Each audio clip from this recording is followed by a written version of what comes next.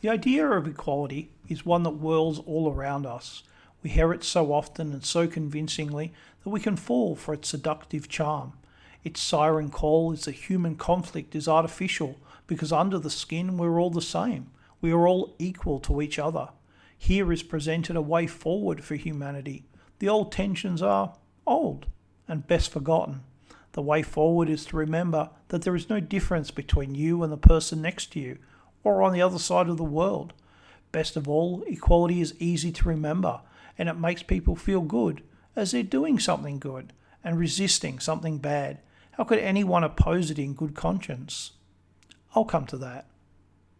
The idea of equality isn't a leftist idea, nor is it a liberal one. Its origins are Christian. It comes from the belief that we are all God's children, that we are all descendant from Adam and Eve, that we are all born in original sin, that Jesus Christ died for the sins of all of mankind, that we can all be saved, that there is a place in heaven for all of us if we are saved. In other words, we are all equal, at least in theory. In reality, the vast majority of Christians, church and lay, accepted that Christian fellowship was one thing and society was another. That society was hierarchical, that different people did different tasks and had different levels of wealth and obligations. For traditional Christians, there was nothing controversial about this. It was simply life. But that idea of everyone being equal in the eyes of God took on a life of its own. It left Christianity and came back, weaving in and out of politics and theology along the way. Its origins remembered by some and never known of by others.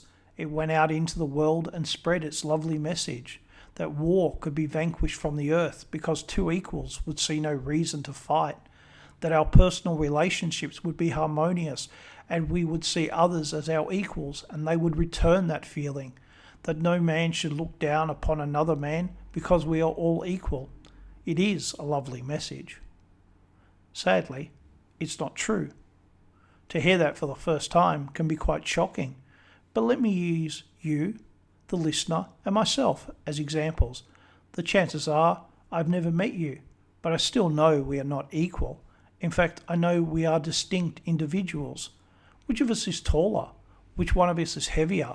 Which one of us is smarter? Which one of us has more technical ability? Which one of us is faster? Which one of us is better looking? Which one of us is a better dancer? To be honest, I don't know the answer, but I heavily suspect that it is unlikely that we are equal in any of these. Either you or I will be the winner in each of these. That much I think is clear. So in what way are we equal? You might argue that that's not what is meant by equality. In my experience, that's when people fall back upon the legal definition that we should all be equal before the law. Okay, fair enough. I like that.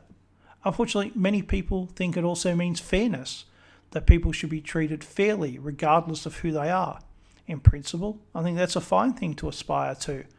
I'm not sure how you achieve it, but in principle, it's a worthy goal. Others think equality means that not only are all people equal, but all behaviour is equal. You can see this in zero tolerance. Fighting back against a bully makes you a bully, both equally guilty. Some think that equality means that outcomes should be the same, a sort of every child wins a prize attitude, except for adults. Still others think there is something shameful is everyone is not equally good at everything. So why is it that these are wrong?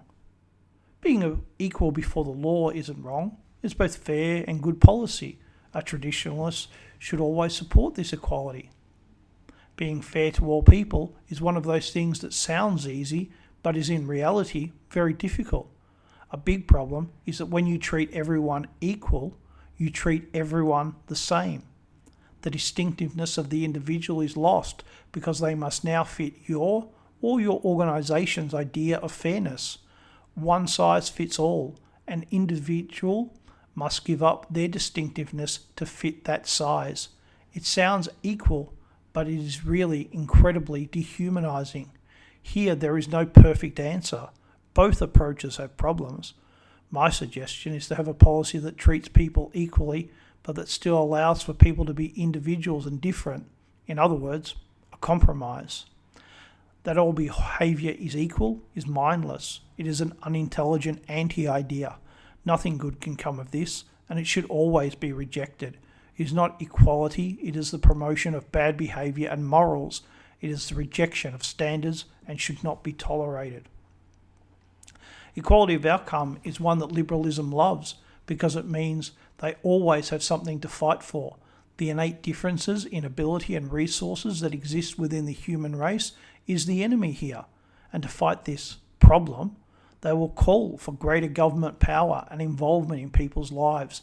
It will not solve the unsolvable problem because it is not privilege, nor is it wealth, nor is it negative discrimination that is the enemy. Here the enemy is life and people's ability or lack thereof that decides these issues. Why is it that some people are rich and others poor? You might just as well ask, why are some people healthy and others unhealthy? It is certainly unfair, but it is not a right to be healthy any more than it is to be wealthy, no matter how desirable it is. Unfortunately, there are those who claim that if something is unfair in outcome, it must be stopped or changed so that it can no longer occur. Many who seek this don't understand that this has been tried before. It's called socialism, and it doesn't work. The attempt to create a world of equal outcomes sounds to many as fairness, but it is exactly the opposite. It takes from those who have done better and gives to those who haven't. Do you want to be operated on by a surgeon who obtained their degree because it was fair or because they earned it? Annoyingly, some people complain that that example is stupid, but it simply shows that they haven't thought through the effects this idea would have.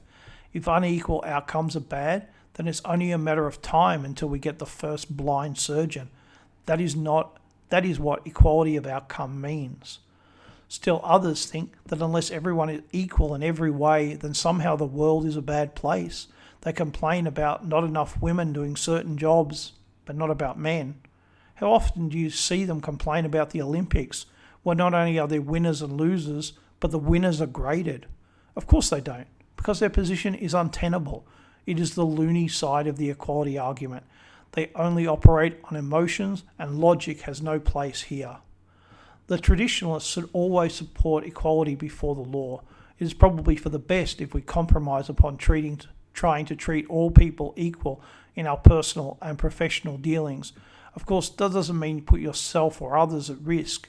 It still means using your judgment and common sense.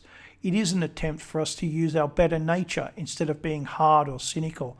Of course, if you have a good reason to be hard and or cynical, then be that way.